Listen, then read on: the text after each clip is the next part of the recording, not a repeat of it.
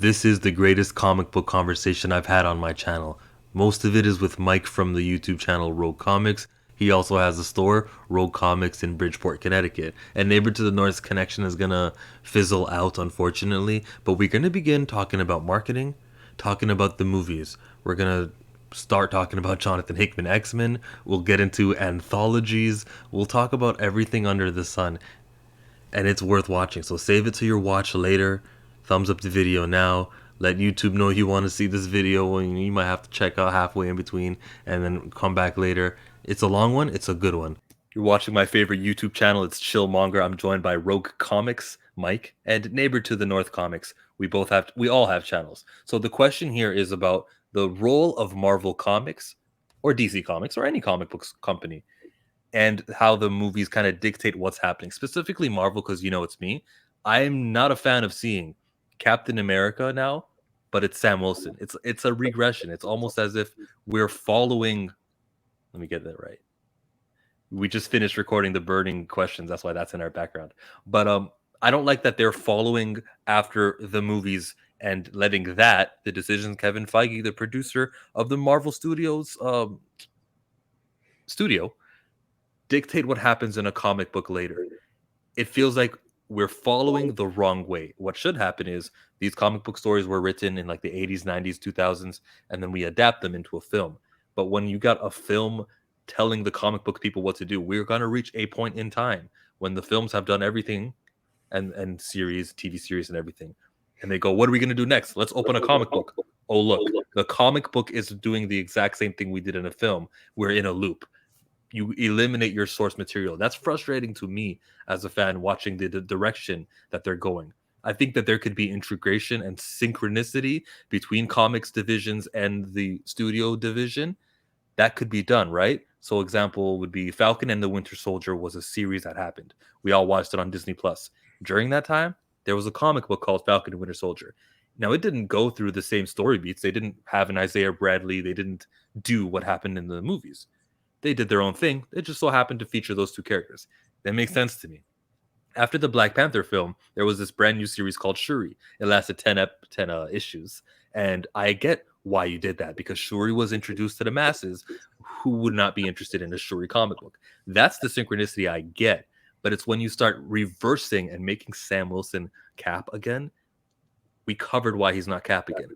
That's frustrating to me as a comic book reader. Now, Mike from Rogue Comics, this guy's got his own shop, and you would benefit greatly from like a proper marketing strategy of these divisions. What's your take on this? I see what you're saying, and I don't necessarily disagree, because I can't tell you how exactly thoroughly annoyed I was when they decided to make Spider-Man's web shooters organic back in 2002, 2003, whenever it was with Straczynski. And I do agree that the movie should be based off of the comic books, not vice versa. But occasionally there are some times where they might hit something on the movie that is okay. Well, you know what? That's not bad. I don't know why I didn't think of it for the book or something. So I wouldn't necessarily mind that happening in the books. But I do agree that the books should be the source for the movies, not vice versa. But you also do have the same thinking that there are going to be people, like when Avengers came out in 2012, customers were coming to the store looking for that team. And at the time, that was not the team of the Avengers. So what Marvel did wisely, although the choice of writer, they had Bendis come up with a book which had the team that was in the movie. And it was like Avengers Assemble or something like that, whatever it was. It was something. I have it on the shelf over there. But so you kind of, I don't know. I guess I'm of the mind where you should have something that's related to the movie, at least to use as a gateway, to not say this is how every book is going to be, like what you saw on TV or what you see in the movies. That's how the books are going to be. No, you get something in there. It's like you're a drug dealer. You get them in there, you give them a taste, and then you blow their minds with everything else. Real shit. That's exactly how I feel about it too. I would say, look, with what they did with the Avengers team, matching it from the movie, no issues. Featuring the characters, that are being highlighted right now on big screens is totally okay. But having them do the same story beats that the movies are doing, because the movies are doing story beats that happened in comic books, it feels like the characters are just repeating the same things, not learning from the mistakes or the experiences of the past. Neighbor to the North, you are a comic book reader. What's wrong with the way that they follow the movies rather than, being original? I I like I like the idea of separation between the comic books and the movies, but I like the integration as well of being, taking different elements from the comic books. I mean, like Mike said, if like there, and you said too, like, if there's a good idea coming out of a series, why not integrate it? We saw some parts of that with like, you know, the delay for WandaVision actually delayed the Darkhold book coming out, Mhm. by 6 months. I mean, I like that they're getting closer, but I do think that it should be separate. Like, but you should be able to pick up a comic book and identify characters from the movies, and you should be able to be a comic book reader and identify characters in the comics from the movies. There's Reliable oth- Canadian internet. there's other situations, like we have these sort of movie ongoings that shouldn't be happening in comic books, and you're only doing the whole multiversal, oh look, Kang is a threat now, Mm. just because the movies featured Kang, and it just gets in there, and it's really annoying. But if the story is good, though, it's not annoying because you're utilizing a character that could be cool in the right hands. This is the problem with Marvel. They need to start picking and choosing their writers more better. And they need to, I don't know exactly. This is the thing that always bothered me about Marvel, especially with, like, say, for instance, with artists. Like in baseball, they have a book which is basically the sabermetrics or a computer or whatever, where they can tell you, break it down to like the little minutia of situations that occur and tell you whether what'll work or what'll be the best or whatever. So if you're trying to start a weekly series, like say you want to do like Spider-Man, make it weekly or whatever, you're not going to have George Perez, who is the GOAT, draw a weekly series, okay? Mhm. Because that man insists on there being at least 50 to 100 characters in every panel, or else it's not a panel. So you don't want somebody like that. So that's why you'll get like, Mark Bagley or Humberto Ramos or whatever, because those guys have quick turnaround times. So what they need to do is they need to start keeping in mind the writers that actually can, like, make a book exciting, not do, and I'm going to say it, but I don't necessarily mean, but like, like, don't put yourself in the book. Don't you want to be political, like do it in a book that it makes sense in. Like you don't want to make like Moon Girl and Devil Dinosaur political or whatever, like or Squirrel Girl. Like how about doing it in like Captain America or the X-Men or whatever. And even then, don't do it to the point where you're bashing people over the head, because Chris Claremont was able to write the X-Men for 20 years and put all sorts of political and stuff like that in there without you realizing it, because it wasn't like, hey, I'm being political. That's what they do today. They don't do it where it's like you just read it and it's understood. So what they need to do is they need to have these writers, like you got Donnie Cates, you got Chip Zdarsky, you got Jonathan Hickman. I mean, when they're at the top of their game, Yeah. those books sell. And the thing that's great about Donnie, and I guess even Chip too, but more so Donnie, like he'll utilize stuff from Marvel's past. Mhm. And you were talking about earlier about how they want Dr. Aphra because it'll jack the price up and all that stuff. Donnie Cates does that on the regular. Okay, like with Null and all that stuff. I mean, nobody cared about Aaron's God of Thunder book or whatever. Okay, it wasn't until that. So if you got people that can utilize Marvel's recent past Yeah. and amplify that sort of stuff, you're contributing to the connectiveness that Scott Snyder was envious of Marvel having, which DC he felt didn't have, because you're not going outside to the movies or whatever. You're doing it from inside. So that I feel also will help make the movies better, because if you're doing something if you're utilizing pieces of the puzzle that are already there, just not in that shape yet, put them together. Like a good Yeah. writer can do that. Why does it feel like comic books like stopped 10 years ago, and then aside from the Donny Cates stuff or the Mhm. Jonathan Hickman Little Hoxpox thing, where yeah, we are gonna be using recent history stuff. It feels like comic books just completely stopped using recent history, and all of these writers who grew up on Claremont and all these writers who grew up on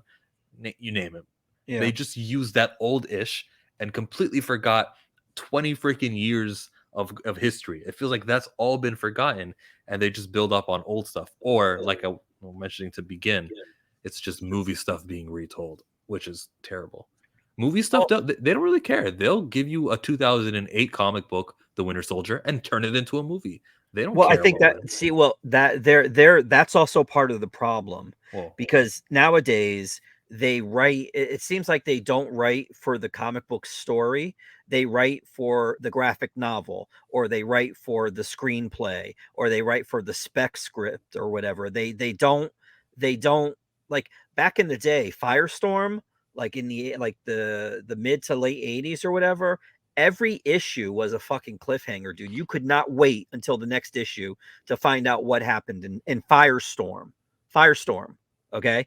This is what they were doing right. And then it became, oh well, these storylines have to be 6 issues, because what we do is we take the 6 issues and we put them into a collection, and then we can call it a graphic novel to make yeah. it seem like it's more pretentious than Mhm. an actual, like, comic book. Like when you see on the TV shows, like Walking Dead, adapted from the graphic novels by Robert Kirkman and whatever. It's a fucking comic book, dude. Like, stop being embarrassed. Like, I think the only one that mentioned is The Boys.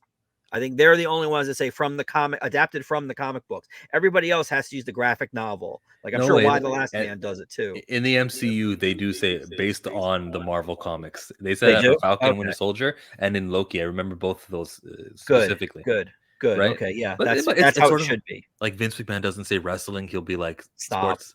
Stop. He And doesn't say yes. match; he No. says championship opportunity. There's these taboo Yeah. words that you can't use. Well, now it's Hospital, like he doesn't even want to call it pay-per-view now. It's like premium live. live event. Yeah, yeah, yeah, yeah. Like, stop it, dude. He's Or what? You ridiculous. can't, like, you can't refer to the belt as a strap or something like that. It's like, No, you can't say belt. You have to oh, say championship. okay, yeah, yeah, yeah. Well, you can't say strap either. Definitely, yeah, No, no. no, you can't say strap. And then AEW's pointedly, like, they'll actually use those words. AEW, the superior promotion of wrestling in North America. Is it And really though?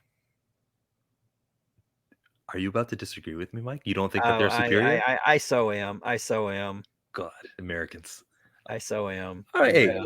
wrestling's cool no matter what. Like, it's just the people that we have But beefs with. conversely, I don't think WWE is doing it right either. See, this is the thing. Whenever you say something like I just said about AEW, oh, so you must like WWE or whatever. It's like, well, no. I mean, I could like even both of them, but I don't think necessarily maybe they're living up to whatever their potential is. Like, I mean, like WWE has a ton of people that they should really be utilizing, and if they did, they would go like what happened with Rusev, or what happened with Zack Ryder. Like those were organic. Those were organic movements. Daniel Bryan, like that kind of thing. Like, if you have the talent, and Bray Wyatt, if you have the talent and the creativity, dude, you can get over. You don't need to. But it's Vince's ego. He doesn't want someone else to be the one that comes up with it or something. It always has to be him, because he knows what everybody wants, and that's wrong. When you're dealing with Marvel, there's an entire machine there, and they take the movies and what's going on in the TV shows into consideration, all that stuff. So I wonder how much of what's being written now by these writers is, hey, this is what you have to do, and this is what you can't do. And It you know what I feels mean? like that is happening exactly. That it's more so just we're mandating or directing what you comic book writers should be doing over here, what Mhm. you should be writing over here. You should be, and it changes because with the time, some next socially relevant thing is going to happen. For example, Punisher, Jason Aaron doing that comic. I Yeah. haven't read it yet, but I'm pretty sure I Well, it's understand not what out the yet. reason. It's not out yet. Yeah, we haven't read it yet, but we know that it's gonna be related to the people using that brand in improperly. That's the whole Mhm. point of this series. They even changed the little logo. This complete a reaction to real life events. Well, what would you want them to? I mean, how would you do that? Like, what would you, if somebody was misappropriating your, something you created, and Jerry Conway, who created the Punisher, is okay with it? That's the thing. See, this is the thing. This is what I don't understand. Like, when people bitch and moan about comic books and stuff like that, like, oh well, Bob Kane had Batman murdering people in the first issues when he first created Batman or whatever, and I'm like, yeah, but that stopped when he introduced Robin into the book. Once Robin was there, Batman didn't kill anybody after that, and he had a no-kill rule because, and the way it came around is that he felt that, you know, doing that would lower him to the element that he was fighting against. So why would you do that? Plus, DC has rebooted since, so all of that really actually doesn't matter at all. No, it does. He still has that rule. Batman doesn't kill people. But didn't they reboot? When I say reboot, I mean like a full-on reset where all those comic books events that happened there have no effect on what Bruce Wayne did since Rebirth, right? I mean, 2011. What was it called? Well, no, 2011 was New 52. That's gone. Was that the one? That's gone. Let me put it this way. In 1962, the Amazing Fantasy issue 15 that we all read, that's still canon for Marvel. But for DC, can you go back to 1962 and say, yeah, that story that happened there had happened to the same Batman. It happened to the same Arthur Curry. Well, see, yeah, I don't know if I don't know how they fudge the timeline and stuff like that. Like that again, that's like the whole thing. Like Simpsons have been on for like 35 years or whatever. Maggie's still a baby, so you know, I mean, I don't know how that operates within DC's world. You know. Well, I only brought up this thing and the whole Punisher thing was just to say like that. You said editors are just telling people what to write or just that's what it feels like. And with the times, you know, something else is going to be relevant on the news and on your Twitter feed, and you're going to feel like that's the most important thing happen. Hey, let's get this unknown writer to do this story for us. Go execute. Like that's how it feels like we're. And then there comes Jonathan Hickman and Donny Cates and Chip Zdarsky, Al Ewing, I'll even say, who go, let's talk about something that recently happened in the X-Men and we'll use it. Gold Balls and Tempest, those were Bendis creations, and now they're part of the Five who can resurrect mutants. Thank you, Jonathan Hickman, for making the last 10 years of Marvel relevant, as he did in 2019. See? That's good. But those are only certain see, this is the thing. Those are only certain creators, and it's not for everybody. Like, and I'm not gonna see. It's not a because of a, you know, like I watch there's a couple comic book people that I watch. There's actually two main ones, but like they talk about, like, you know, you can say their names, give them some exposure.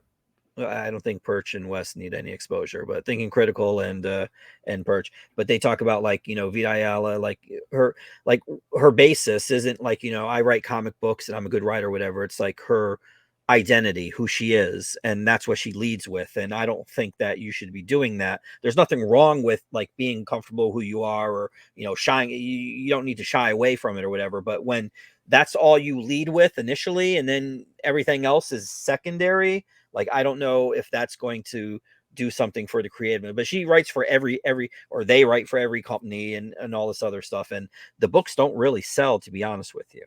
And but then again, see, whose fault is that though? Like, if you're getting secondary titles or less important titles, can you really blame Vita Ayala because Static Shock isn't selling isn't selling Batman numbers? Well, like, for instance, going back to my Secret Six thing, Secret Six is a team that was, like, you know, like at the bottom of the barrel or whatever, but because of Gail Simone and her writing, that elevated that book to become a fan favorite. Now, I can give you rare though. Come on, that doesn't happen often. Matt Fraction did it with Hawkeye.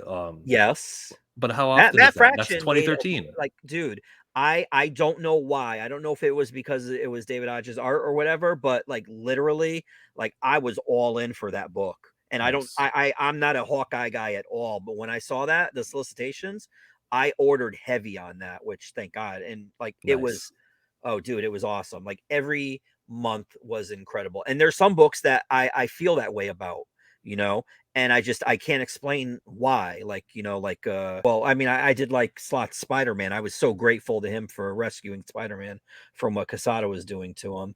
But I'm trying to think of some other ones. But when that happens though, since I'm in the position that I'm in, I'll order extras, and I don't feel bad if they're still on the shelf, you know, because I believe in that book, or there's something about that book that appeals to me. And I'm not at the point, and I really probably should be. Yeah, I know what you're gonna say. I'm not at the point where I just, hey, this book is awesome, buy it, like, you know. And it's not, because you want people to believe what you say, you know. I mean, why you always have Craven's Last Hunt. Oh, dude, Craven's Last Hunt was excellent. Yeah. No, I mean, but like, I don't want people to come. Remember that book you said was good? It really sucked, and and Rob Liefeld really can't draw, and you don't like Shut Rob Liefeld's drawing? It's awesome. up. It just I'd rather if somebody comes in and says that book it was okay, I'd be like, well, there's something wrong with you then, because that book is incredible, like whatever. But I can't do it the other way. I mean, I'll say like, yeah, well, it's been selling or something like that, or other people seem to like it, but I will never. I will never stuff's not for me. I'm just, yeah, it's not for me. But I think, well, see, and that's what else I was going to say too. When these people make declarative statements about things, like for instance, I just said about Vita Ayala, the like New Mutants. Personally, for me, New Mutants should be selling way more than it is. Okay. I don't know why. And honestly, this is just, it's not even once the Hickman stuff started, and once like the pandemic and all that stuff, when we came back from it and whatever else, like all the X books like dropped. They haven't been selling the way they used to back when Hickman started with Powers and House and and all that stuff. Has everything dropped since the COVID pandemic? Like that No, little 2 month break? No. no, Okay. no. Well, I mean, certain books like it was slow to come back, but then they did rebound, like Spider-Man, Thor, Immortal Hulk, that kind of stuff. Like obviously Batman. Okay. But and like I'm seeing, like for instance, what's his name? Not Daniel Warren Johnson. Philip Kennedy. I can't remember what his middle name is. He's writing Superman now. Superman's really good. People are starting to buy it again because it's really good. Mm-hmm. Excuse me. And this is the problem. So when you try to you try to be all inclusive or all like saying, well, this book doesn't sell. Well, it might not sell for you, but it could sell for me, because I know people, like for instance, before I bought the store, the guy before me, I remember I said, dude, because the guy that owned the store before me didn't know anything about comics at all. He literally how can I say this? His dad was kind of like in the later years of his life, so he Inherited it. well, no. His brother and his sister, one was a general and one was an author. They were like, "You take care of dad, we'll take care of your expenses." So literally, all he had to do is just sit here, and if stuff sold, it sold. If it didn't, he didn't worry about it because the bills were going to be paid anyways, because he was taking care of their dad. So he would just hang out here. So I'm like, dude, if you want me to help you, like tell you what books you should get or something, I'd be like, trust me, I'm not going to have you order like 100 copies of Barbie or something like that. I'll be conservative about things, or accurate. But like Fables at the time, it was Fables, Morning Glories, and Chew. Those were the three books that were like always at the top of the list of bestsellers. And I'm like, dude, why don't you order those? She's like, they won't sell here.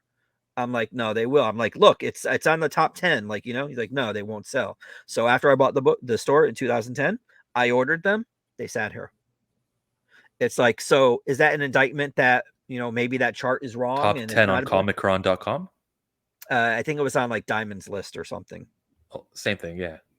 So does that mean that those books, those numbers are inflated, or does that mean like stores, like what might it's like it's anything. What sells here might not sell there, and what Right. sells there might not sell Like here manga doesn't do well at your store. at all. At all. Yeah.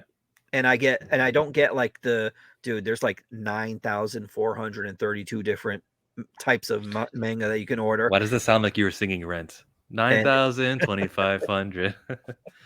But dude, it's and I get the stuff that's popular, like Demon Slayer.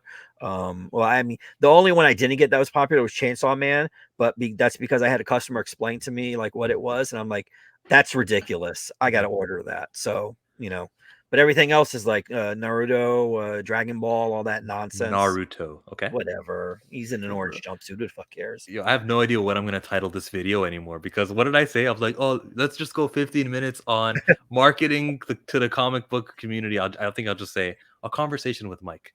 You have more time? I have nowhere to be. If you want to, because there's a couple more questions that only until somebody knocks at the door. I'm good. Okay, cool. This is the worst video ever, but if you like talking comics, that's what this is for. You mentioned Vita Ayala is doing New Mutants. New Mutants should be a book that should be selling a lot higher. Yes. Okay, fine. So I will. I can't defend that one. New Mutants is a top title. However, it's like we were saying, the editors, or Jordan D. White or those guys, since Hickman's vision was kind of abandoned, you saw the comic book paying the audience, the readers, kind of said, oh, I see what's happening here. I'm just gonna not be spending $4 a month on comics that really don't integrate with, because we read Inferno by now, and Inferno did not feature things that happened in freaking X-Force, New Mutants, all that. It wasn't that important. But see, but people that were there at the beginning and that are fans of Jonathan Hickman's do want to see, you know, they were hoping that he would come back. Like he just abandoned, like there was this other book that he did, something gods. It was oh god, it was him and Mike Costa. I remember that. And it was coming, Avatar put it out. It was something with gods. And Old I think, Gods? what is it? Old Gods, was it? No. I'll Google it. But it was he started, I think he did like the first 6 or 7 issues or whatever, and then Mike Costa took over and continued writing it. But Jonathan Hickman's name was still on there. But it was just like Jonathan Hickman's and Mike Costa's, whatever, like, you know. And it's like God is dead. God is, there you go. Yes. And it's like, well, okay, that's fine. He put his name on there, but like you'd want him to be doing the book. Like there are some creators that are brands unto themselves. Yes, And Hickman is one of them. You that right. You follow them, you know, Yeah. Ennis, for better or worse, Morrison, you know, even Bendis. Alan, huh? I said Bendis. Oh God, no, he's a bad brand. Jonathan Hickman's name was on Ten of Swords. Is that what you're getting at? It's sort of the same thing, where his name was on it, but that was not no Jonathan Hickman story. Well, yeah. And I think you can tell, because not for nothing, and I'm not saying this to be dismissive or like, you know, insulting, but like and I almost say it's like borderline autism. Like he's very detail oriented, like everything. Okay. He is very specific with stuff. And when you see that, you just know you're reading a book that he had some input in, or he wrote, or whatever. You know, he's got the charts, he's got the little, like, you know, the little symbols, the graphs, the like, there's the language. dude, there's just so much in a book that he does. Yes. And when you don't get that, you can sense something's off, something's not the same. You know, it might not smack you over the head, although if you do read his stuff, then you do know when it is and when it isn't. But you can tell almost, you know. And I think that I don't know exactly what happened when the pandemic first started, but it seemed like he disappeared. And then he finally came back, because I mean, and this is the other thing I don't understand too. You're Marvel, and you make a point of going out and getting a creator that you clearly have to believe in, because you give him the entire X-Men line Yeah. to do with what he will. Now, of course, he obviously had to give him, like, you know, the plan, like the outline or whatever. This is what I have planned. This is what's going on. And he had to sign off on it. But you're giving him that sort of power to do whatever, because you have faith or confidence in what he's going to do. So from that point on, you back his shit up regardless. You go all in, you know. Because why else would you want, like, even enter this agreement? I mean, if you didn't have any faith in what he was going to do. This is one of the problems with what happened with the New 52, because there was one book in particular, Batwoman, where J.H. Williams and Hayden Blackman gave DC like a 2-year outline of what they were going to do, and the editor that was in charge at the time signed off on it. Well, you know what happened? That editor left. New ones comes in, and they're like, "Oh no, we should do this, and we should do, and why don't you guys do this? Like, you know, tweak her costume and do this and do that." And they're like, "Well, we gave you the plan. This is what we want to do." And then it culminated with them saying, "Well, we want Kate to get married to her girlfriend." And they're like, "Oh no, you can't do that." And then that's when the whole thing about, you know, DC being homophobic or whatever. And they're like, "Oh no, we're not homophobic. We just don't think any of the Bat characters should be happy." And that was like a ridiculous, stupid answer to give. Okay. But so then they were like, you know what? Well, then we're going to be done with, you know, issue number 37 or whatever. And then DC was like, no, you're going to be done with issue 36. Now, mind you, this was while right for the trade. That's why. This is while J.H. Williams was drawing one of their fucking seminal books, Sandman, because that's when Sandman came back, the overture with Neil Gaiman. This is while J.H. Williams was drawing that book for them. They're treating him like this. So I don't understand these companies, the way I could understand if the creator is trying to do something that wasn't necessarily agreed upon earlier or whatever, or there was something fundamentally like really wrong, like, you know, oh, we're going to make Captain America a Nazi and he's going to permanently be a Nazi forever. Like that, I understand.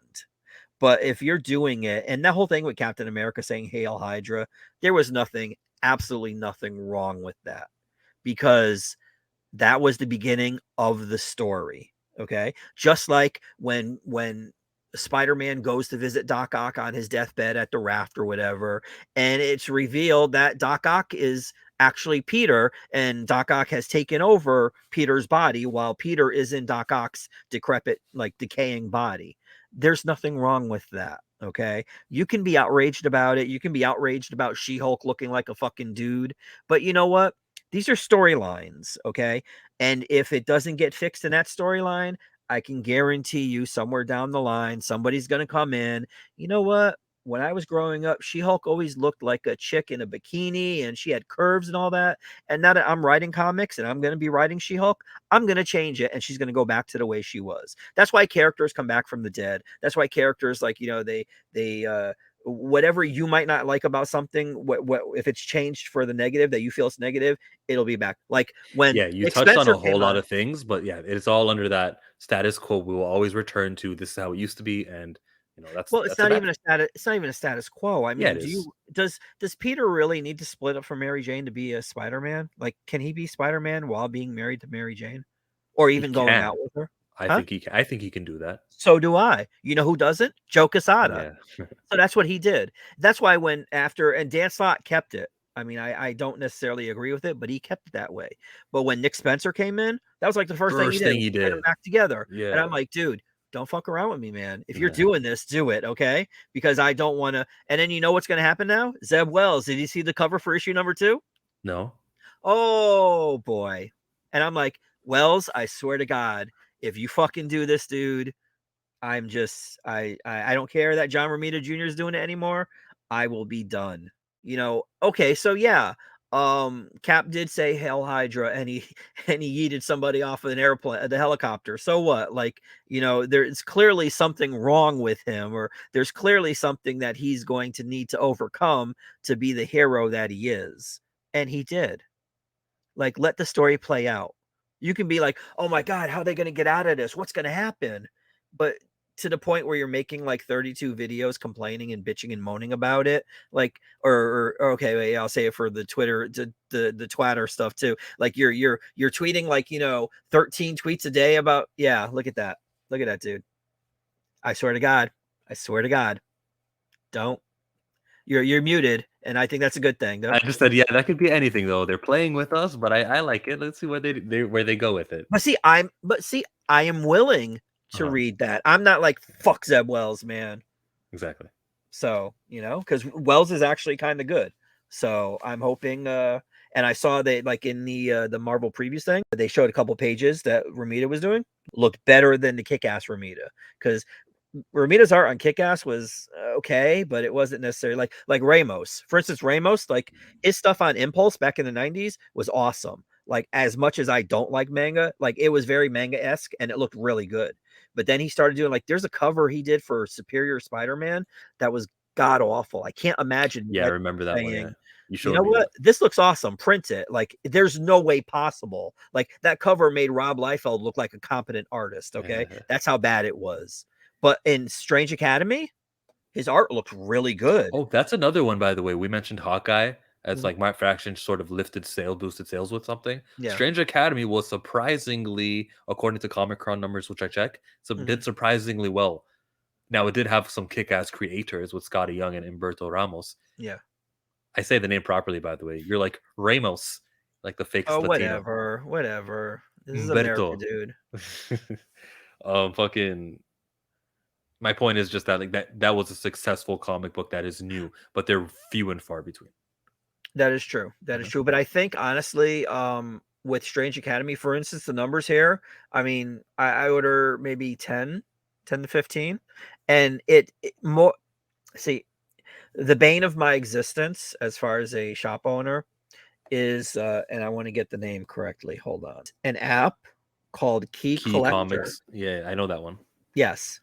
that is to me the new Wizard. Okay, and I treat it as such because I have people that come in here and they're flippers, and they are I loathe with the capital L them, and it's getting to the no, it's no buts, because it's getting to the point where if they come up with some random issue that I'm going to be like, you know what, I'm pricing this according to the market value, aka key collectors app, and then I want to see how many of them want to actually buy this, because this is what they do. They think I'm going to be a storage unit for them, and when they see something on, oh, this is the first appearance or whatever, I'm going to go there and buy it for cover, because I don't price anything, like, unless it's something that's like, whatchamacallit, like something that 1 takes in off, 25 variants. or like, well, yeah, definitely a very like that, or like say Department of Truth #1 or something like that. That I would price something, but everything else is just on the shelf. Okay. So they come in and thinking they're going to buy a cover price and then flip it on eBay for $400 or whatever. Then I'm just going to start. But I understand there's a lot of people, there's a lot of opposition out there, because people think that, oh, well, I found it there, so that's what it should be priced.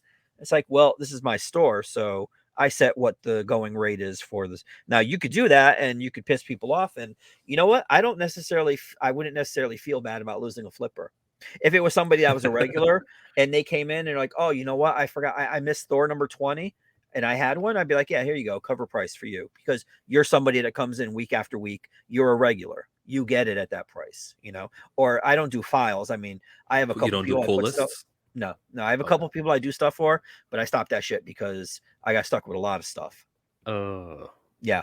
And yeah, but that's okay too. It's like there's this weird antiquated notion where like, oh, that's just the cost of doing business. Well, no, that's bullshit, okay? Because these are bad practices that people shouldn't be like.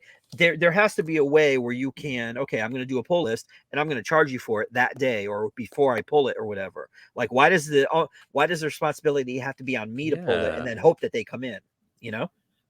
Is there an app for that? Like, we got key collectors, but do we have key pull so that you could pay for it in advance and then you'll have? I don't think so. And I'm sure you'd keep it in that box for them.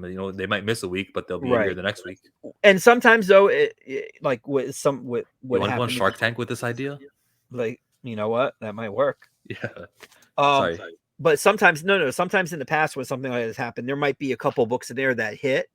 So I'd be like, okay, well, it doesn't really, I can use this book to offset the cost of all this shit I have aside. You know what I mean? Like, say it was like Department of Truth #1 or Stray Dogs or whatever, something like that, or something that just takes off rockets, something's killing the children, whatever it might be. But that doesn't always happen. So you got to pray that in that stack of books that this dude, just stuck you with, you're able to get like 1 or 2 books that you can offset the cost of everything you had sitting there. Recently, the issue 200 of Black Panther came out. There's an extra story at the end where this new character from Wakanda named Tosin, and Tosin is like the hot commodity. I was watching Joel from Newbie Comics, and he was telling us about how this book spiked and it's worth like hundreds of dollars now. Did you know about that because of the app? Or how have you been selling issue 200 of Black Panther? No, I sold out. I only ordered 10 because Black Panther, thanks to Ta-Nehisi Coates, doesn't sell the way it used to. And oh shit! Before you can finish this answer, how did it used to, and then what happened? Ta-Nehisi Coates happened when you put Black Panther in outer space. Yeah, I know. Okay, I mean that's just it wasn't. And this is the other thing too with that stuff. Now I realize that's quote unquote stunt casting or stunt, you know what I mean? Like, you're getting someone who's not a comic book writer and you're trying to, and mind you, it does make sense because you're trying to cross pollinate audiences. You want the Ta-Nehisi Coates, author fans, the ones that read his works, his written works or whatever. You want them to, oh, Ta-Nehisi, he's doing the comic book, let me go check that out. You're hoping to reach a brand new audience, but that doesn't always work as far as the content, because yes, he might be a good author, but that doesn't mean he's going to be a good comic book writer. But I got no problem with you doing that cross-pollination thing, getting a writer from a different world. It's the stories that's where I get the problem. And yes, giving him amnesia and sending him to outer space left me like, whoa, I am not reading. That's right around when I got into comics too. So the question for you, yeah, right around that time. You know who else? Flash by Night. Same thing. We kind of got into comics around that 2018 after the Black Panther movie. And we're like, let's go check out the Black Panther comic. what is going on? Thank God for Marvel Unlimited, because I got to read all of my Reginald Hudlin, Black Panther. But you went from you have 10 comic And books for Priest, Black Christopher Panther. Priest was good too. I need to go back and check that shit out too. Yeah. With what he used to be selling. So issue number 1 of Ta-Nehisi Coates, you're ordering what 20, 30 for your store, and then week by week your customers just said no, I don't want that anymore. Yes, and then you would hope that there would be a character like whatever this dude is, but it doesn't happen, and you can't pick it because if you do, like for instance, let's say last week is when oh my god, this character is so awesome or whatever. By the time you go back and reorder it, they're all gone. They're all gone because like Midtown or whatever, they're the ones that like they have. And I think, was it you that made that tweet about how the people, it's almost like insider trading where they know what's going to happen, and then yeah, that's exactly what they do. That's exactly what they do. Because I said, people know. There was the time I actually I got in touch with Donnie Cates, and because this is when crossover started, and I'm thinking like letting everything, like, is Marvel gonna let him put, like, because at the time he was doing Venom and Thor, yes. I'm like, is Marvel gonna let him like do like Venom, put Venom in there or something like that? Because he was talking about like some crazy stuff, like everything he's ever done. So I sent him a DM. I'm like, dude, I'm like, honestly, I really don't want to know what happens, but can you like give me a heads up, like when something significant or there's going to be like the introduction of a character or the appearance of it, because they don't let you know this stuff. And if you go by the solicitations, every issue is going to be, oh my god, the Marvel universe will never be the same ever again. Yeah, it's like, no, it will be. And it's like, you're just using that to sell your shit, dude. Like, be more upfront. And they don't let us do that. On the one hand, I understand why they don't, because there are people out there that can't keep their fucking mouth shut and will spoil it for people. But on the other hand, like, it would really like, if I saw that there was a character first appearance, or like for instance in this issue of crossover, Negan shows up at the end, and I'm like, wait a minute, what? Like, yeah, exactly. So he gets in touch with Robert Kirkman and gets permission to do that. That's Image. Image is it's Image, yeah. So, but it would be nice to know that before you order it. Actually, it would be nice. How did he answer this DM? Say that again. How did he answer the DM? Oh, well, he said that he's like, oh, I got you. He's like, don't worry about it. He's like, just give me a day, I'll get back to you or whatever. And then something happened. He had like a personal tragedy in his life, so it ended there, and I didn't want to push it any further. Him and his wife were going through something. I don't remember what it was. I think maybe her father died or something.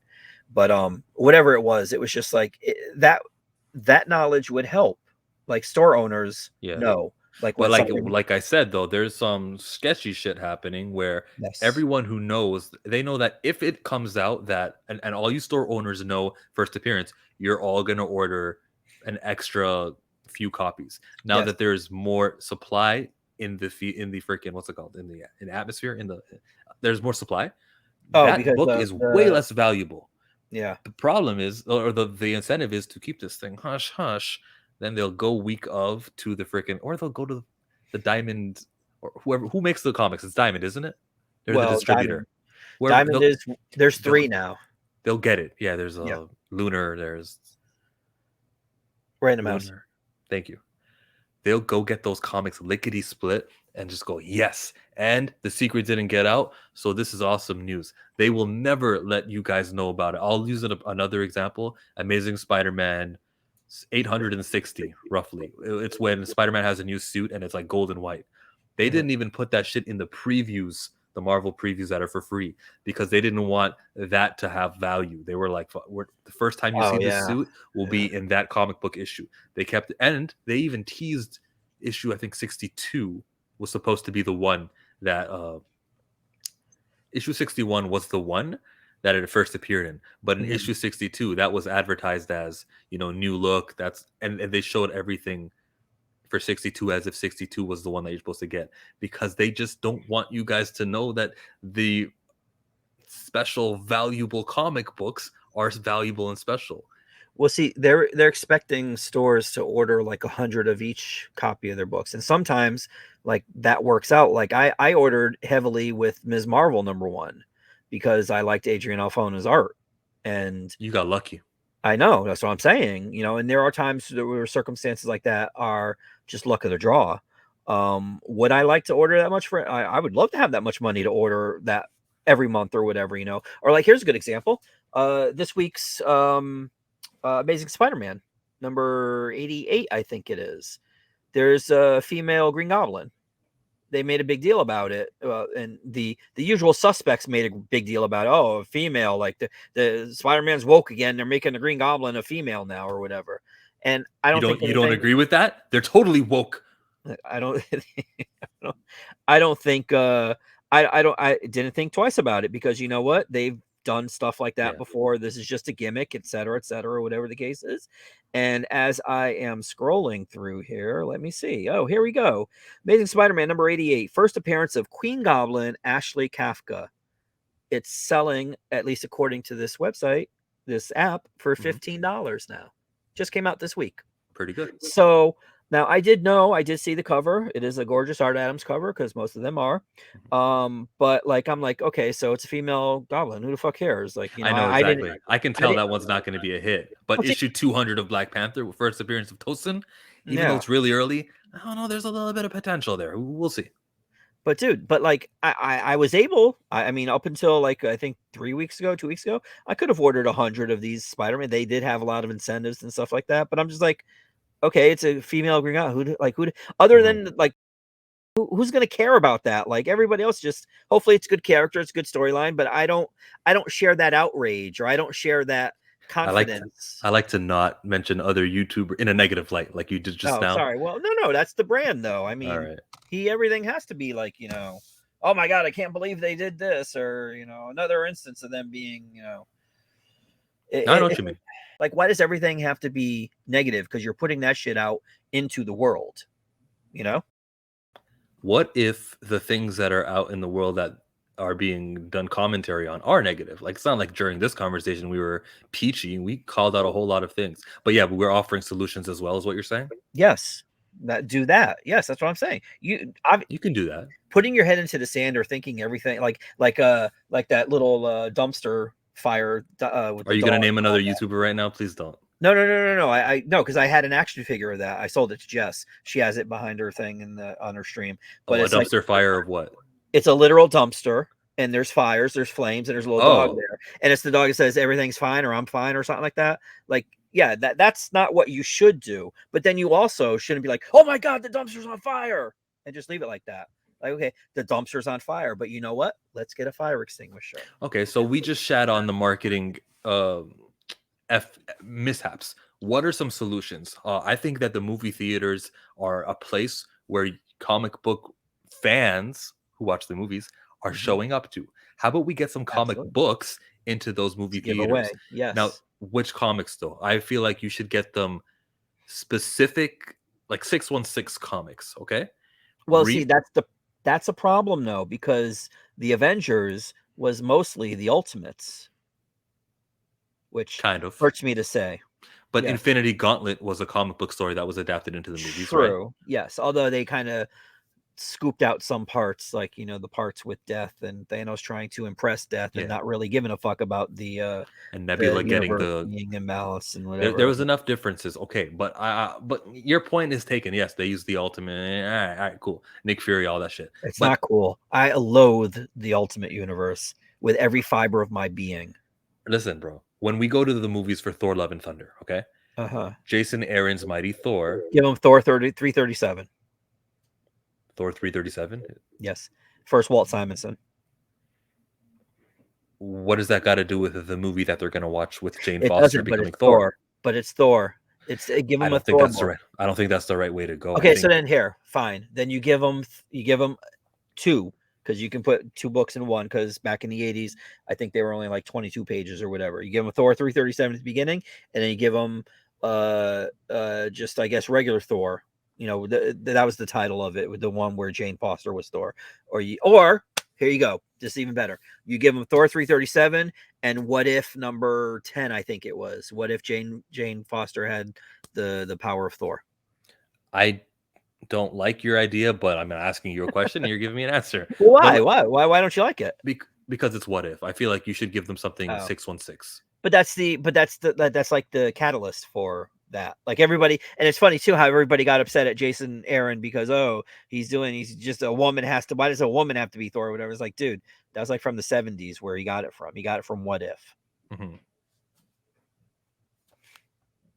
See what I'm saying? He You don't did. agree? Yeah, it's fine. You No, it's should. fine. Yeah, it's just because you have some sort of a bias against What If. Yeah, I don't like multiversal stories and shit. But I feel like if you introduce them to a 616 comic, the next the point is to get them into the comic stores. You want the knowledge that they attained in the 616 comic that they read at the comic book at the movie theater. They want it to transfer over. So I feel like that's better. Well, see, but then you wouldn't be able to do that though, because right now Donny Cates is doing Thor, and Thor isn't necessarily the Thor that's on the screen. Fine. Give them issue 1 of Donny Cates' Thor. How about that? No, because it's still different. It's different, but the point I was bringing up, how like the knowledge will transfer over, it still works. No, I still say 337, and you should but go read that when we we're do done here. both agree though that giving comic books at the movies Yes. is a good idea. Oh, you have to, and that's another thing too. When in 2016, whoever was in charge, I think it was Pearl something, Pearl Dutter, Pearl Stutter, Pearl something, Was whatever. that BVS? No, who was in charge of Marvel at the time? Okay. What happened in 2016? Well, was it or 2015? When did Fantastic Four come out with Michael B. Jordan? 15 maybe. 15. Okay, so 2015. So his big idea was saying that, you know what, we have a Fantastic Four book, and all we're doing is promoting the Fox movie by having this book out. Yeah. So cancel the book because we don't want to promote their movie anymore. I know, right? And it's like, dude, do a census, do a quick census and count how many comic book stores there are in this country. And then compare and contrast that with how many fucking movie theaters are in this country. And then you're going to see that there are way more movie theaters. So who's promoting who now? Because usually the little guy isn't promoting the big guy. The big guy will always, like, there'll be some like rollover from his bigness. Exactly. And then you'll see, oh, wait a minute, this movie is terrible. Clearly there has to be some good Fantastic Four stories out there. Let's find the comic book store so we can find one. Like, but he didn't see it that way. So they canceled the book. They also used Secret Wars in 2016 to get rid of the Fantastic Four there too. And they used that also to bring Miles into the 616. And then there was a time where Marvel realized, hey, you know what? We don't really make a lot of money, as much money off the X-Men as we could theatrically. So we're just going to de-emphasize them. But what we'll do is we'll emphasize the Inhumans because we own them. That worked out really well, didn't it? Yeah, it didn't work out very well. Exactly. And we're back to complaining mode and not offering solutions. So the movie idea is definitely something that works. Another way that you can promote is how about But I some do agree with the commercials? comics, putting comics in the movie theaters or even as a giveaway or whatever. That's long. I mean, Bro. I've actually, in my mind, well, actually, you know what? No, it's not in my mind because there was, I spoke to one of the movie theaters because it was like usually around back the before days. Before COVID? When, yes, we, every time a new Marvel movie came out, it was they would have free comic book day. It was always like the Thursday was the new Marvel movie, and then Saturday was free comic book day. So I said to them, I said, hey, I own a comic book store. Could I bring in, some of the free comics, just hand them out or whatever? And they're like, well, that's kind of like promotion. You can't do that or something. So I was like, fine, whatever. So I never did that. Or hand out like flyers or whatever. You can't do that while you're there. Because this was also in the before days before there was assigned seating. So they would actually have their people be waiting in a line to get in because you would have to wait. And the earlier you got there, the better your chances of getting a good seat, like in the center. What's going on in Bridgeport? We had assigned seating for opening night. Yes, definitely assigned seating in Toronto. No, dude. We only got assigned seating, I would say maybe about a couple months before it shut down, especially for the IMAX screen. The IMAX screen was always a free-for-all. Wow. Yeah. For us, or I should say for Cineplex, for that movie movie company, if a movie is new, first week, second week, it's always assigned seating. They'll only do the free-for-all later. But another thing with free comic book day, which you brought up, which sparked an idea, the 616 is usually what the free comic book day is covering. How about a movie universe? So Earth 199, the MCU. How about that? How about a version of a free comic book day, which is canon to the films and the series that we're watching, because we're talking about the same audience. Free comic book day is supposed to be advertising to a population of people who are loosely familiar, and they just need a little kick in the arse, Uh-huh. something to get them in the comic book stores. You make that about Hulk and Spider-Man fighting anybody, like I'm using those because Universal has Hulk rights, Spider-Man is off to Sony, but as far as comic book goes, you guys can write anything you want. Do that. Free comic book day, MCU this time. Watch what happens. How many Well, see, new people? would you want to start a new universe though?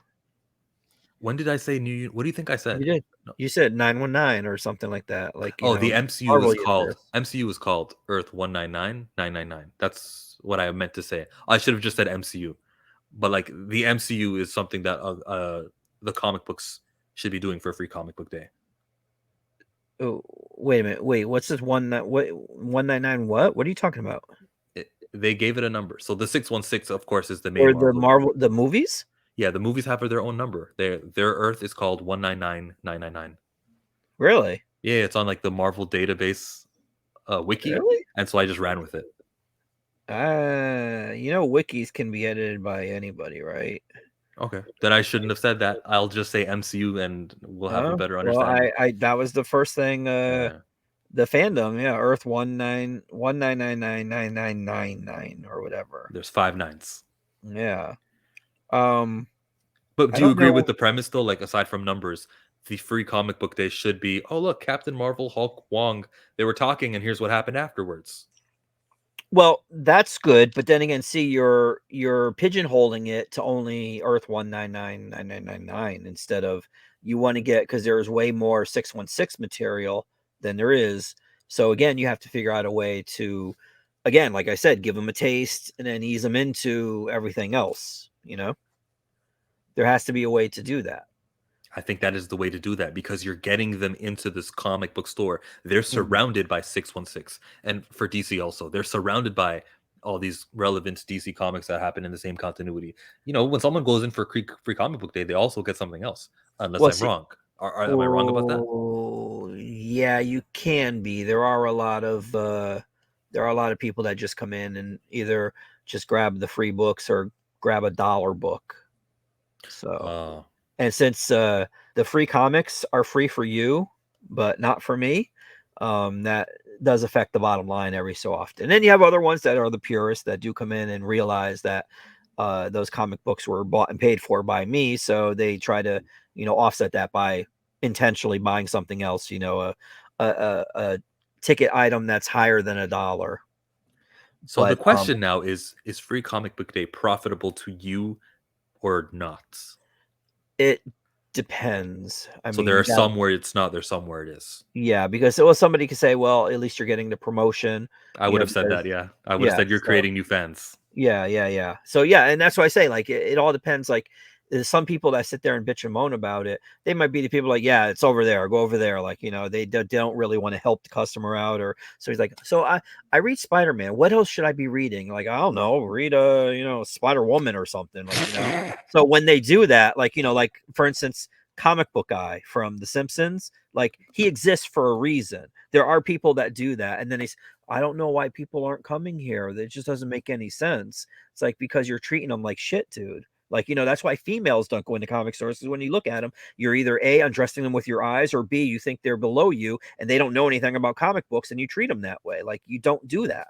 Everybody that comes in should be looked at as being a new fan or a lapsed fan, or, someone who is just a fan. But some people they have that superiority or something like that, and that's stupid, Mm-hmm. I know, yeah. But maybe there for a reason.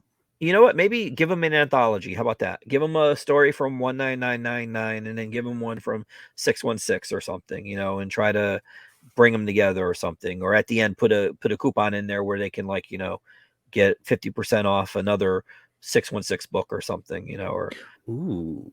Well, what's the point of the coupon? You're already there at the store. They should just give free comic book days, and the week of Free Comic Book Day, they also offer these anthologies.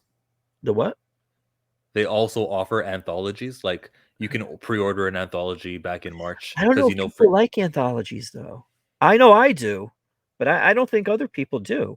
I like anthologies because you get like for instance, DC does them, and there's another one that's coming out this Wednesday, as a matter of fact, for Valentine's, where you get like 10 different stories. It's like, okay, so if this was a regular comic book, you'd be stuck with one writer and one artist. And I'm not saying that's bad, especially when the art and writer is good, but what if they're not? Like, then you're gonna be stuck with this book.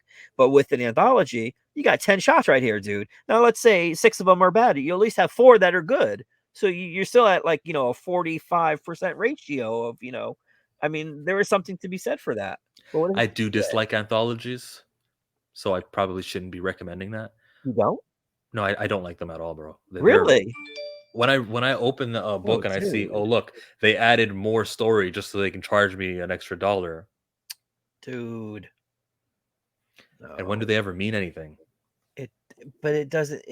You get short stories with specific characters. It might even be like, sometimes you get like back in the day, they used to do Action Comics Weekly. This is a nostalgia thing. Go to today. Use February No. Black History Month, Marvel Legacy as like, what did that Wait, mean wait, last wait, year? wait. You would trust companies with honoring Black History Month more than anthologies? Because let me tell you They are something. anthologies. That's what I mean. Between the two, anthologies would be more organic. When companies try to do something to recognize Black history or any other type of history that they're trying to, it's just Latino month. There's the Woman of Marvel. There's Indigenous. There was an Asian one. Those There's don't 5. seem genuine to me. Those seem like we have a calendar and But they're anthology, right? Yes. Yes. So all right. Okay. We agree that with what you're going to say next. They got a calendar and they go, oh, look, it's time to that time of the year. Let's do that story. I get it. That is totally happening. But if you mean like a regular anthology, which has nothing to do with freaking the calendar, and we just happen to have an ongoing series of an anthology, we're kind of moving away. It's just not for me. I'll just leave it there. Subjectively speaking, not for me. But if we're doing Free Comic Book Day, have you ever read an anthology and then saw an artist? Detective Comics 1000. I liked Kevin Smith's story about how the gun that killed his parents was the same metal he used for his bat. That was a cool story. But it was a celebration. It was 1,000 comic books of Detective Comics. And same with Action Comics. I read that 1,000. That's like, to celebrate, sure, sign me up. But Amazing Spider-Man 800 or 850, was it? That was lame. I can't believe I spent money on that thing. I was so let down. It was the whole Miles and Peter talking to each other. But see, yes, I do, the stories obviously matter and all that stuff, but sometimes I use the anthologies for finding new talent. Sometimes it's like, and they used to actually, DC also used to do a book called New Talent Showcase, where you would see artists and writers that you wouldn't be able to normally see because they're giving every book to Vita Ayala. So since that happens and she's doing everything, that shot came out of nowhere. But whoa. Dude, there's a lot. But true. At least that's advertising. New Talent Showcase. You know what it is. But that's what I expect from anthologies, though. I do expect new talent to be exposed to new talent that might not have the shot otherwise. And I think that more people should be able to like, get out there, or maybe there is someone who is new that, grew up reading, Ms. Marvel when Carol was Ms. Marvel or whatever, and wants to do her or something, or someone who's a Spider-Man fan or something, give them a shot. Why not? Let them do that. You don't want to give them like one of the main books, you don't want to give them like, Web Spider-Man or something. Give them a short, like 10-page thing in the anthology, or even 8, whatever. It doesn't matter. Just some exposure, get them out there. Something tells me Hellions was what Zeb Wells was. That was his sort of testing, proving ground, and people seem to love it. So maybe, But I always understood Hellions was a nothing comic book. These are nothing characters with like, since that comic book ended a few months ago. How dare you? Since that ended, where have the Scalp Hunter? Where are these characters right now? Where's Wells isn't doing it anymore. Maybe it's the whole like Dave Filoni of it all. Like, well, since I'm here, this is my team, and and nobody else is going to know what to do with it, or nobody else cares as much. That's it. No one See? else cares as much. No one else cared from the beginning. This is That's not true. something. Hellions No, was one of the best books. none of the writers cared about these characters. Just the same way I was talking about, there was a 10-year gap of we're not referencing Mark Guggenheim's X-Men Gold. We're not referencing Jason Aaron's Wolverine and the X-Men. We're not referencing that stuff. That Yeah. Hellions is part of that crew. Do you think Ed Brisson Person? and Matthew Rosenberg and everyone prior, do you think, and the Kelly Thompson stuff with Rogan and Gambit, God, Mr. and Mrs. X, I knew you were gonna say something. God, But like, God. do you think that stuff matters to anyone? Like, no. Yeah. Hickman's the only guy. I think he mentioned Lilandra's kid. Her name is Xandra. I think he mentioned her in one of his comic books. And that was impressive because it's like, oh shit, that Kelly Thompson story still matters today. Credit to Hickman for caring, but it was so bizarre to see it happen. It was such an oddity. Agreed. So in a way, we're giving credit to Hickman again. Back to Free Comic Book Day. I think that's how you get people in the stores. Yes. And then maybe you can order Infinity Gauntlet because that was a popular movie, and you can have that right on the shelf, right next to the free comic books. I'm going to blow your mind with this because I remember when James Gunn put something at the end of Suicide Squad about comics being available in comic book stores or whatever. Everybody made a big deal about it because it doesn't always happen in the movies. I mean, like, they don't put it. But how about having an ad for comic books in your local comic book store? It doesn't have to be like, like name my store, name whoever else is around or whatever, but just comic stores in general. Like, hey, if you like this movie, this came from here or in this store where you can find more stories like this. Because everybody tries to say that the one thing that's changed from the way it was back in the day is that there aren't pharmacies anymore. There aren't like Spinner racks. But yeah, there aren't like these bodegas anymore where there's just like people coming in and and then having the spinners there and stuff like that, and they say that's one of the things. That's why they kept trying to get the comics into Walmart and whatnot, and people don't care about them in Walmart. Like the day of hanging out at like the soda shop or the farm, it doesn't exist anymore. My criticism with the Walmart idea was they really should have just gave you like freaking $3 comic books, make them cheap, make them something that people would be, because you're creating new fans. Right. A guy who's gonna try something new for the first time isn't dropping $10. How expensive were they? How much did they cost? I believe it was $4.99, $5.99, something, but it was 3 stories in each. Yeah, but you're more easier to make a new fan or make someone pick it up if it was cheaper. Yeah, more bang for your buck, of course, that's understood. But the new fan doesn't understand that. Well, all they see is expensive comic versus cheaper comic. Right. Well, and also part of the problem with that too is that material should have been available to comic book stores. They just made it solely for Walmart because I guess Walmart wanted to have an exclusive. But it's like, well, the people that go to the comic book stores, they're already buying comics. So if they happen to be at Walmart that day, they're not going to be like, oh my God, there's comics here. I better start collecting comics. They already are. You're maybe the DC. I'm not defending them. I'm just giving you, because I agree with you, right? Mm-hmm. Maybe DC said, we definitely want these comic books to sell. Right. So make sure that our comic book reading people go to Walmart and get these things off the shelves, and so it doesn't look bad. We're not going to offer it at comic book shops. Well, I think that part of the agreement between DC and Walmart was that these won't be available in comic book stores, and then they felt that way. I mean, I don't know why Walmart would need more customers or whatever, but they felt like, okay, so since they're not in comic stores, the only place to get it is in Walmart. So DC's like, okay, we'll make it exclusive to Walmart, and then you guys will have your exclusivity, and then we'll have the people that buy the comics realize that comic books still exist, and they'll find a comic book store. That would be like the unintended side result. You know what I mean? Have you gotten any new customers from Walmart? From Walmart? No, because they're not doing it anymore either. I don't believe. I do see every so often on Bleeding Cool, like they talk about, like there's a Walmart cover for something or whatever. But whenever I go to Walmart's, I don't find any comics whatsoever. And where do your new customers come from then? Like movies? Walking by the store, driving by the store, doing a Google search. Yeah, I don't really feel like there is a what's the word? A specific amount from the movies or anything like that. I've never felt like a bump, so to speak, because of the movies being released. You know, I there Well, was I'm a movie guy. yeah, Yeah, I'm a movie fan. Like 2018, like I told you earlier. but I don't So understand how could you not like how could you not know their comics? Like I don't understand how you, like why you have to work hard to tell these people that these are comic book characters. mhm.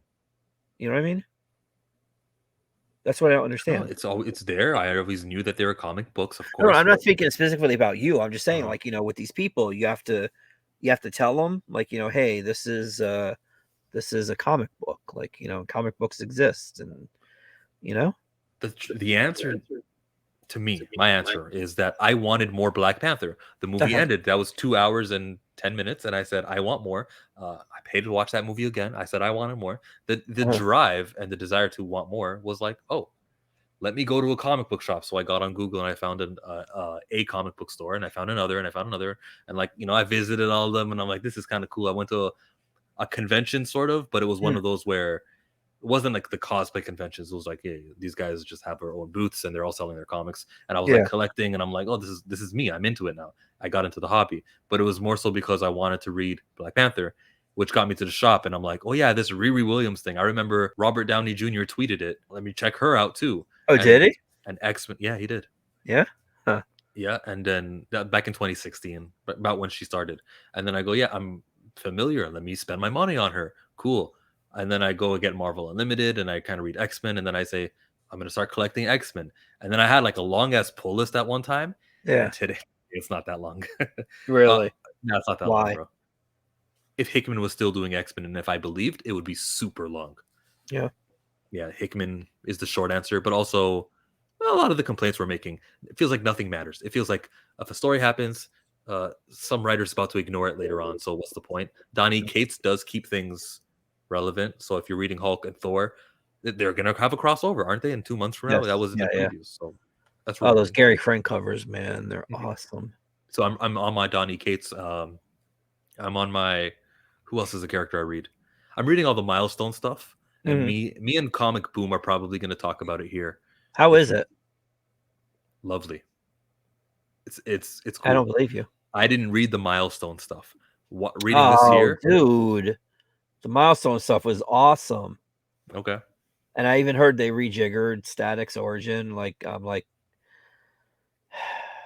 I know, you I know what the sign is about. See, you guys, didn't need Black Lives to, Matter was the dude, gathering in which the police used that dude. gas. The bang babies all are because of some police tear gas. So what? Yeah, That doesn't change no, anything. Not to no, me. no. It makes, dude. Mhm.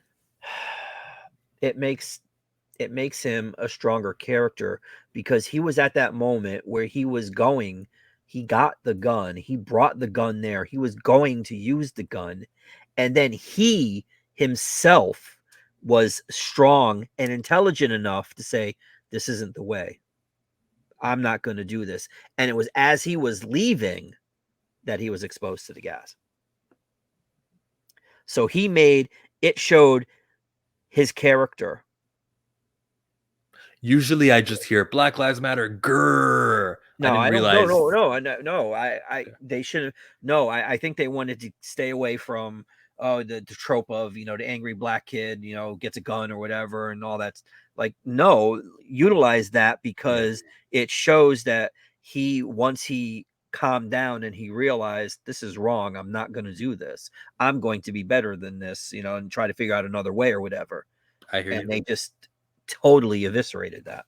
No, that's not his origin Virgil, anymore. no, he would have been such a stronger character had he done that instead of just being like, "Oh, I just happened to be at the rally and this is what happened." Like, really?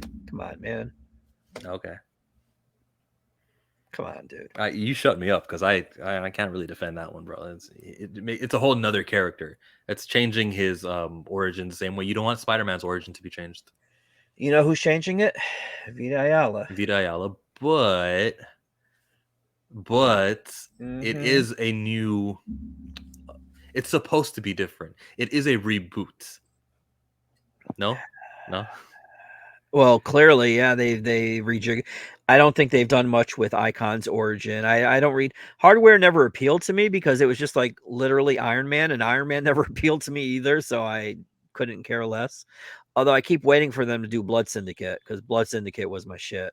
That was the best book out of all of them, I felt. They Although I said did that's like coming. Static a lot too. Huh? They said that's coming at Fandom, didn't they? Blood Syndicate. I didn't watch much of Fandom Okay. because I was here and it was during on Saturday, so I had to,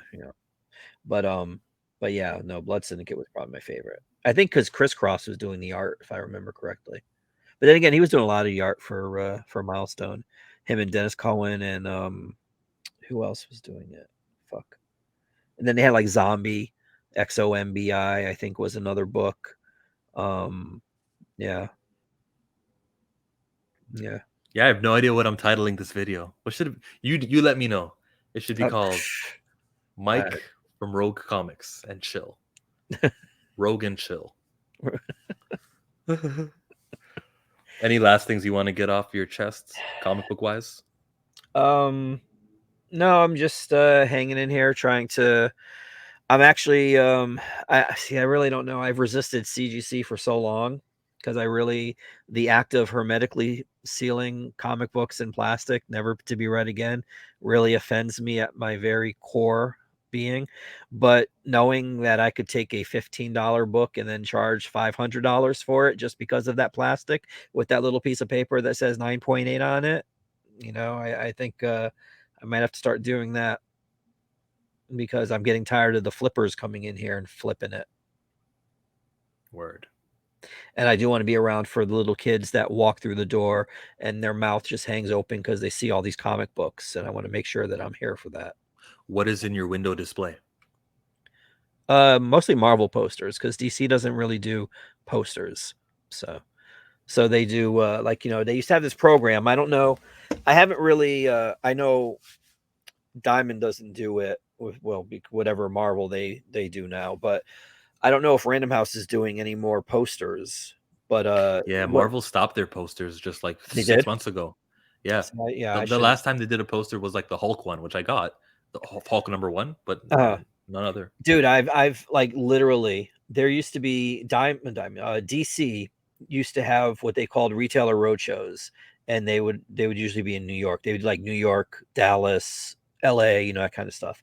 And I would always go to the one in New York because in fact the first one I ever went to was in 2011, and that's when they were announcing the new 52 and they were talking about what was coming out and all that. And I made an ass out of myself because I took the Secret Six logo because DC used to have a rep who would call every Wednesday and be like, "Hey, Mike, what's going on? How's things going? Is there anything you need or something like that?"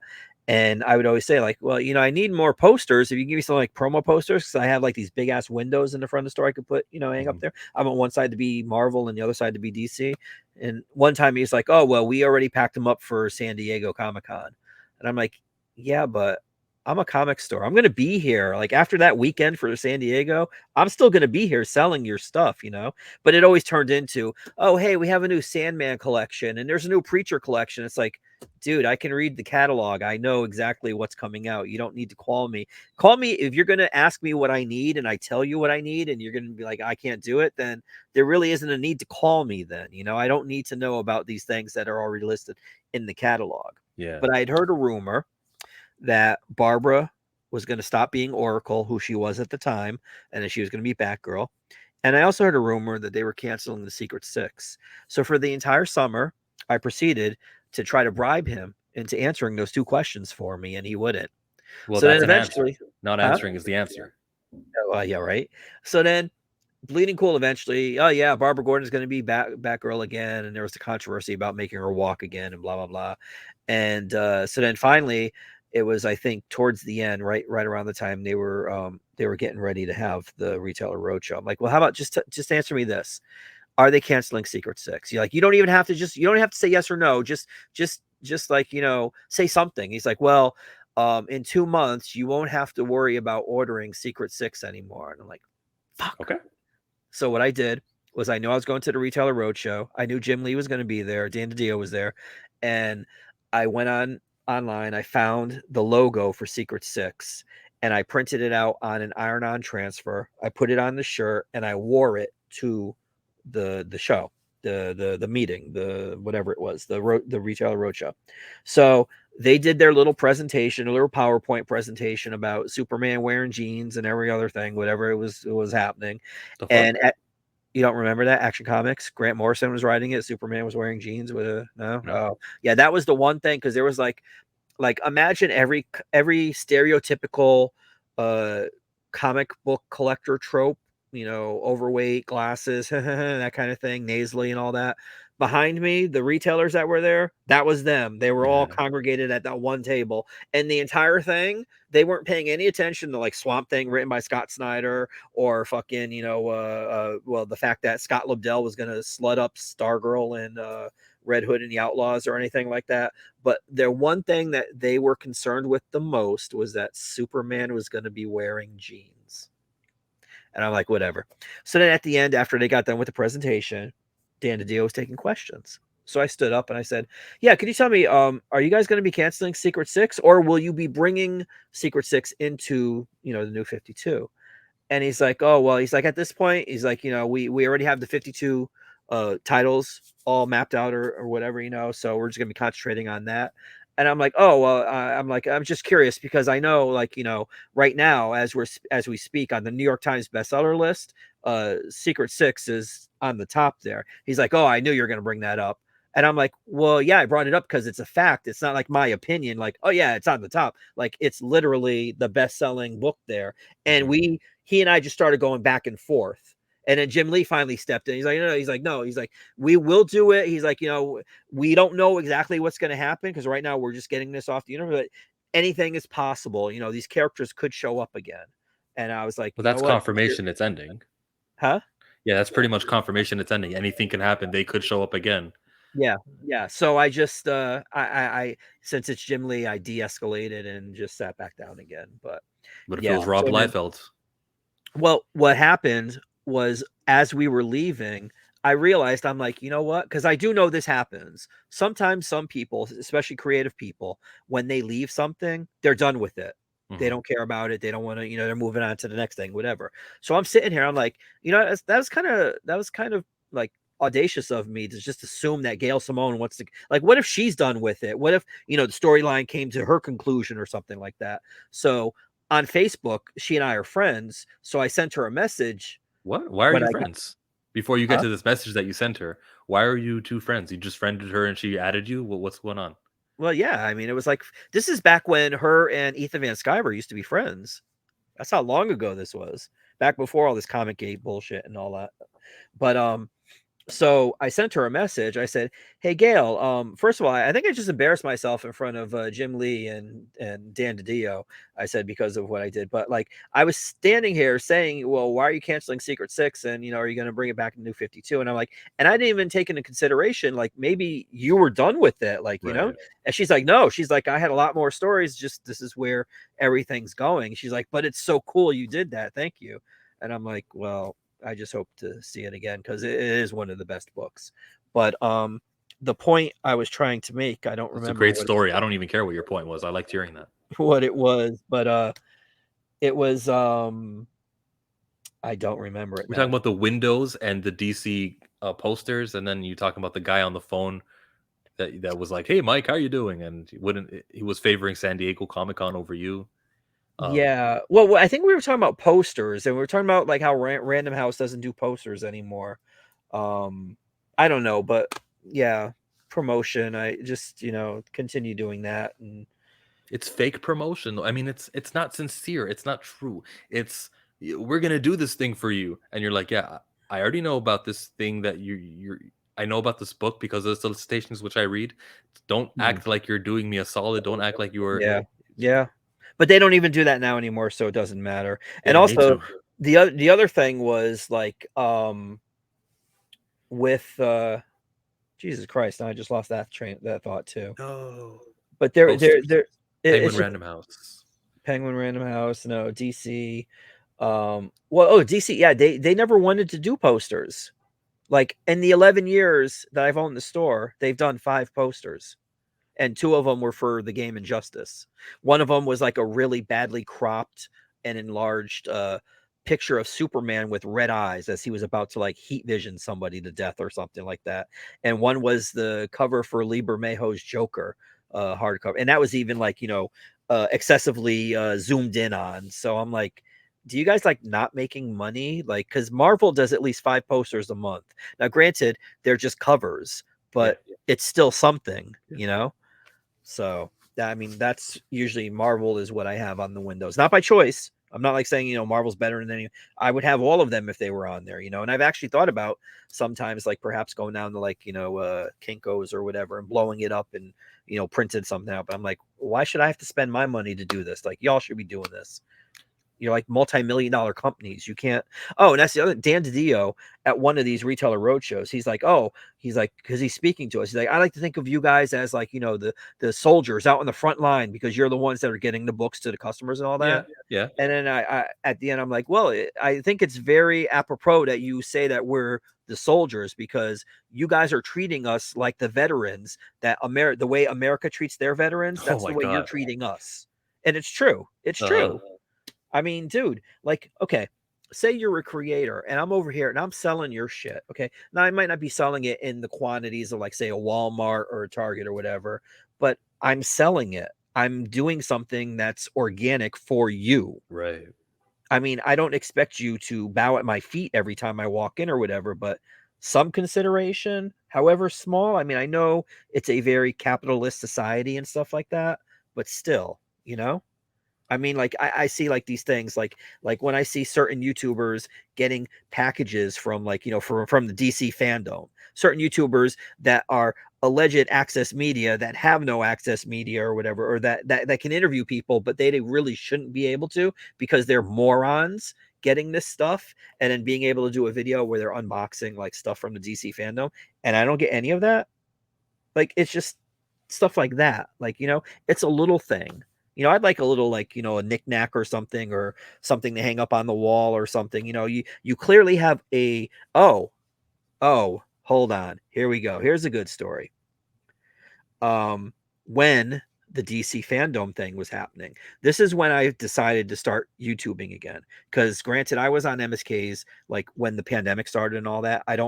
There was something that MSK is happened. Master Swag King Entertainment. It's a YouTube Yes. channel. So the fandom thing, because I before that, if you look at the channel that I have, I used to do like, you know, new releases videos and stuff like that, you know. But then once the pandemic started, I just didn't do them anymore. One, because there were no comics for that 2 months, and two, because I mean because of the way I do it, for me anyways, it's hard work because I don't want to just I don't want it to be ghetto. Like there's certain things, whether it's like the thumbnail or, you know, it's the attention to detail for me that annoys me, that it's like my OCD about it.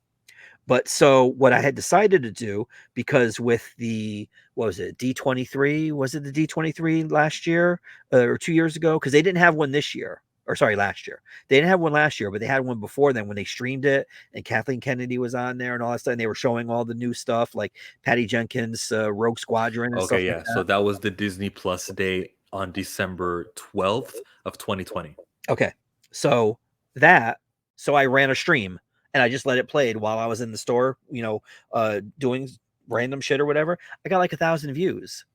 So I'm like, oh, you know what? So I was like, okay, I'm going to start streaming and I'm going to start with the fandom because everybody thought at that time it was going to be similar to what it was the year before. And it wasn't really anything like that.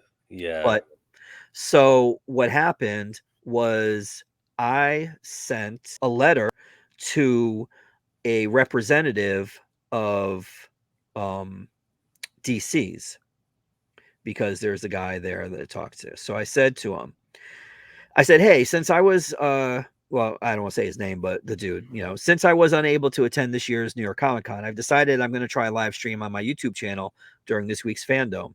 I was wondering if you had any swag that I could add to the giveaways that I'm going to be doing during the stream. Thanks. And then he responded and said, unfortunately, we don't have any physical swag we can use since we haven't been doing physical shows for some time. Fandom looks to be pretty exciting this year, though! Exclamation point. And I said, why is he marketing to you? I know. So, and then I asked him a couple of comic booky questions in my response to that. about covers, because sometimes getting the covers is ridiculous. And Shopify, let me see. So then that happened. Fandom existed, and then I saw one person who I really do not like doing an unboxing of stuff. So I said this was October 14th. This was 2 days after, 3 days after my initial email to him. I said, so at the beginning, I did say hi. I didn't just start it this way. Mhm. So at the beginning of the week, I told you that I was potentially planning to stream Fandom on the store's YouTube channel and asked if you had any swag that I could give away. You told me that there was no physical swag because you guys haven't done any shows. I said, definitely, completely reasonable. I said, but then today I see this on YouTube, and it was Right. a link to this moron's thing.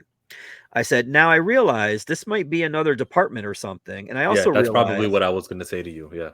that this is a practice that happens with individuals that are considered, quote, access media. But would it be that difficult to show the same sort of consideration / love to retail outlets that sell your merchandise on a daily basis that you do to random YouTubers who don't directly support your company? Yeah. During one of the retailer roadshows, let's see, here we go. This is, I will always say this, during one of the retailer roadshows that you guys used to do when your HQ was in New York City, Dan DiDio once compared us retailers to soldiers out on the front line. I said, well, that was an apt comparison because we seem to be treated the same way the US treats our veterans. Anyways, take care, Mike. And then he responded, if I can Oh, he see. responded to that? Shoot. I would have Oh, not he responded to that one. really? I wouldn't have said anything. There's no comeback that I could think of that's I don't know. I'm different. I wouldn't respond. Ooh, you just leave me hanging like that? There's nothing I could say. Wow. Unless I'm going to say, I'm sorry, DC is wrong in this situation, which I'm sure I Uh-huh. can't say. Yeah, that's what I would Well, do. I mean, I'm not, no, but see, you're like this person because it's like it's not about blame. It's just like, well, here, hold on. This is what he said. Let me see if I can find it. Hold on. We'll edit this part out. Like, Oh, really? You don't, I'll edit a lot from this video, but like, because we're an hour and 36. But I'll wait for you to find the email and then. Mike, apologies. I had no idea any boxes were sent out to media outlets. This is definitely not from my department or team. Most of this likely comes from consumer products to promote Fandom. I can certainly check in to see if we can try to bring in more direct market retailers, though the decision of which media outlets to support is well out of my scope and likely based on number of subscribers / views. I understand how bad this looks after my previous email, and I really do apologize. Good. We are working on ways to better incorporate retailers into marketing plans in a slightly different way and hope to have more details soon. He The gave you the mindset is trifecta. It wasn't me. I had no I had no control over it. In the future, we'll do a whole lot better. see, yeah, and that was that And I future didn't know. was October 14, 2021. Okay, we're in February right now, so 4 Yeah. months ago. Yep. Were you finished the email? Because I feel like I interrupted you. Was there No, more? no, no, no. That was it. That was it. That was it. That was it. 2 paragraphs.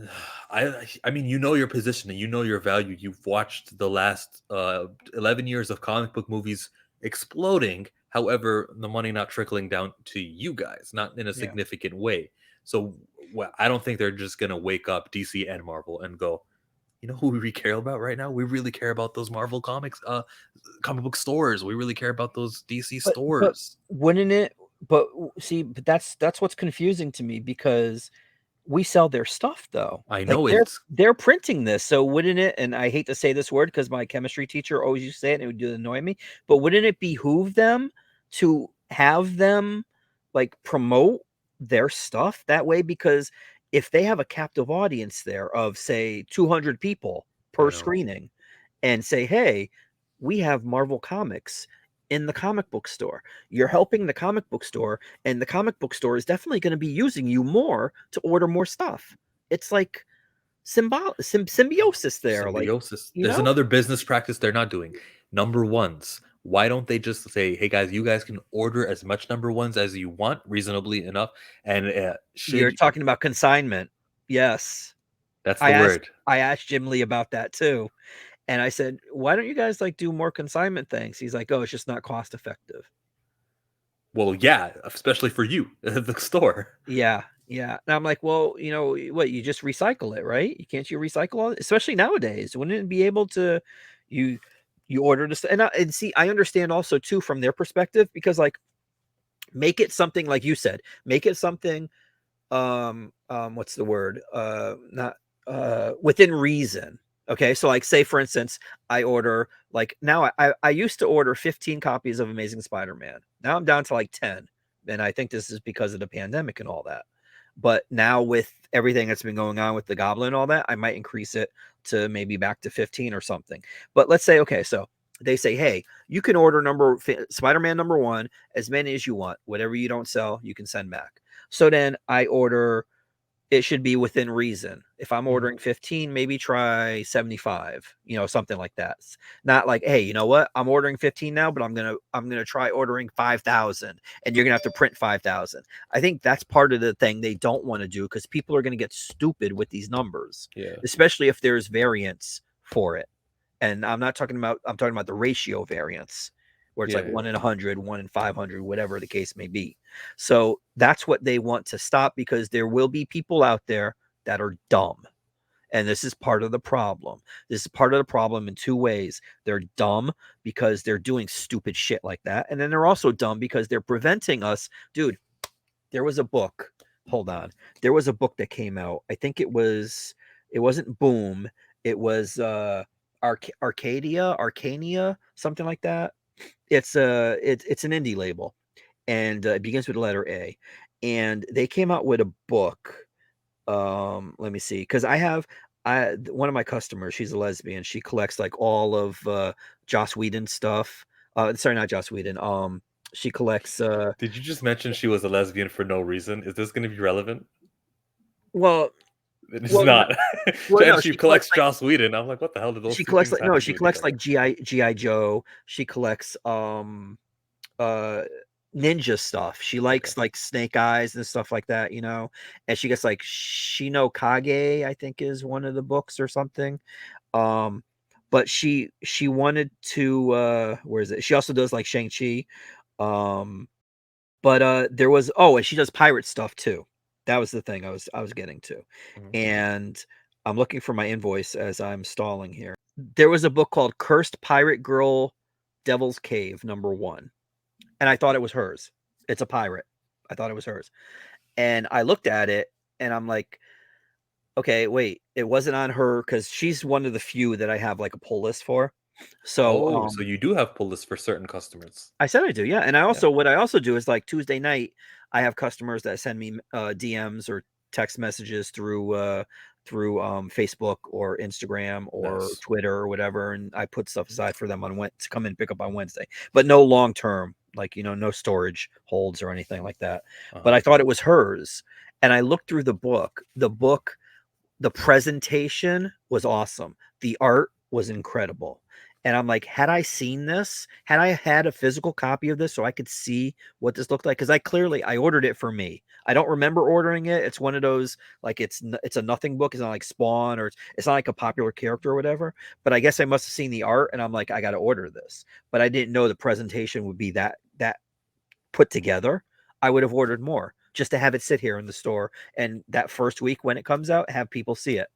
But I didn't get to see it because people can't keep their mouth shut. And this is what happens.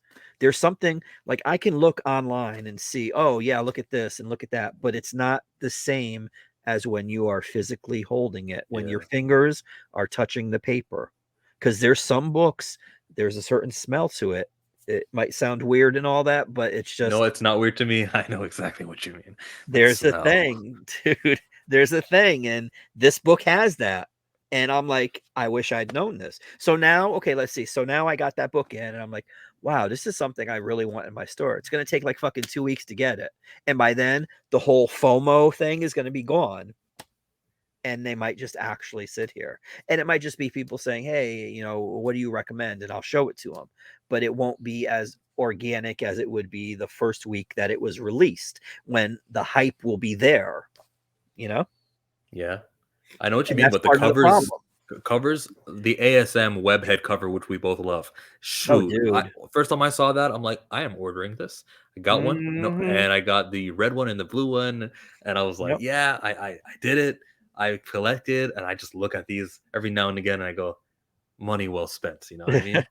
Well, dude, I have not changed the illuminated poster sign that I have. It's still there.